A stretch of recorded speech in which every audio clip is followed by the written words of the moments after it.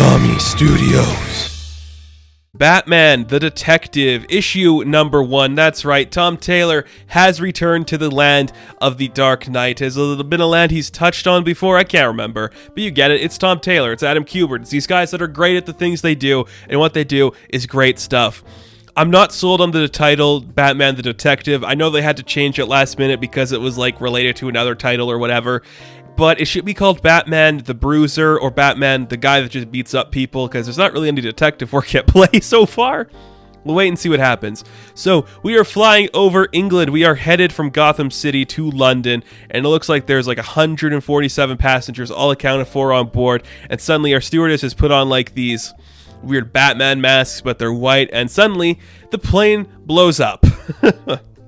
So it looks like a noble sacrifice is about to happen, and all of our like masked vigilante people are about to escape. But out of the back comes in Beryl Hutchinson. Beryl Hutchinson, a character I don't know, but she's apparently called Knight, and if she's existed before, that's great. But she's like a vigilante overseas, across the pond, skippity-doo, over there. You know, England's very own Knight. Like their version of Batman, I guess. So she's kicking them down. She falls out of the plane with all these vigilantes, and they crash land just literally into the sea, and then they kind of get aboard, but the plane still goes down, and 147 people are killed. And it looks like there's some logo like graffitied on the side of the like a tower called Batman 147, which I know is an indication like it's Batman's fault. 147 people died, but I saw Tynan put up on his Twitter that Batman 147 was an issue of Batbaby. So maybe that's something Tom Taylor was doing. I don't know. So basically, it's just Bruce kind of narrating this. He's like, so many people died in a plane crash, and it's my fault. Look what's happened to me. All this time I've spent in Gotham City, all this bad stuff is happening around the world. So he's like looking at this big screen. This version of Bruce, he's got like an army haircut. He's like big and bulky. He's got scars all over him. This is a terrifying looking Bruce Wayne. I really like it. So he's like, I don't even have Alfred anymore. My family doesn't hang out with me anymore. I got nothing left. So I might as well go to Europe and solve that problem since I got nothing else to do here. So he just like packs a bag, got a big old coat on, heads to Europe. He's going to go solve a crime over there. We waste no time.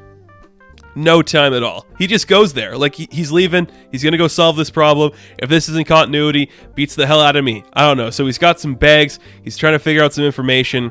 The Knight, I think she's just called Knight. She has a sidekick called Squire. So it's like a Batman and Robin, but it's like European. And there's like, hey, Beryl would like to talk to you. So maybe you could come with us and we'll go like figure everything out. He's like, yeah, maybe in a second here, but I just got to do something really quick. So Batman sets up some weird equipment. He gets like these weird gloves that are like ghost gloves or something. And she's like, this is weird, but okay, do your thing.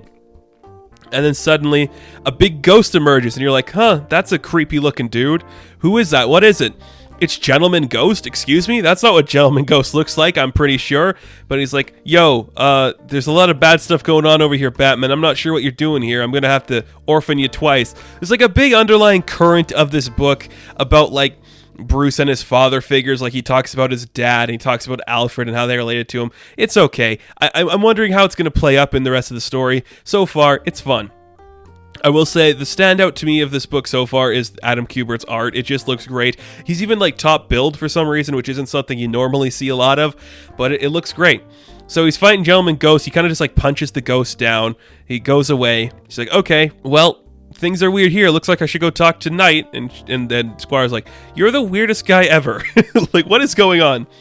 So he goes to talk to Knight, and you could say it's kind of like some detective work going on in this story, but it's hardly detective work. He's just literally showing up at places, and people are just telling him stuff. It's not really detective work if people just tell him. He's got like some loose energy to him. He's like a big bulky weirdo. I think it's kind of fun. So he's got like big goggles and a big trench coat on, looking like a lunatic. I get it, Batman. You're abroad. Explore your horizons. Figure out yourself in a new light. It's a weird book. I don't hate it. I don't hate this book at all. It's just weird. And it's not a bad kind of weird. It's just like, oh, okay. I guess Knight's just like, huh, well, something weird's going on. They're blaming you for all these people that died. He's like, yeah, I know. I need to figure out what actually happened. But before that, the people return and they're all dressed up in white Batman costumes this time, ready to come attack him. Squire stand her own to take him down, but Batman's like, you know what? It's fine. We get this is probably like my favorite part of the book. So we get like some narration from Bruce, just like, both my fathers were medical men, like, an Air Force medic and an actual doctor. So when people come into a hospital to openly attack, that's when I lose my shit. So he tosses them all out the window. He's having a fight on the street. It's bloody. It's brutal. He's kicking down some white Batmen. It's very fun. It looks very cool. It's enjoyable. Makes no sense. And we don't really explain what's going on yet, but I guess that's what the detective work's going to do. It's very interesting. So he takes them down. He manages to like evade them, and they escape on like a boat. But he comes back to see Knight and Squire, and he's like, okay, they're gone. Things aren't great. So maybe we should like try to figure out what's actually happening here, because like it ain't working good, kid. We should figure out what's going on. And basically we realize that the people in the database, pretty much so I'm skipping around here. So he hacks into like some database, or his own database. He's figuring out like the flight log for all the people. And basically we discover that all the people that were aboard the airplane were people that Bruce Wayne / Batman has previously saved in different stories. So the 147 people that died were people that Bruce Wayne has saved before, which is like, okay, that's fun. Let's go on a globe-trotting adventure across Europe now. Batman Far From Home.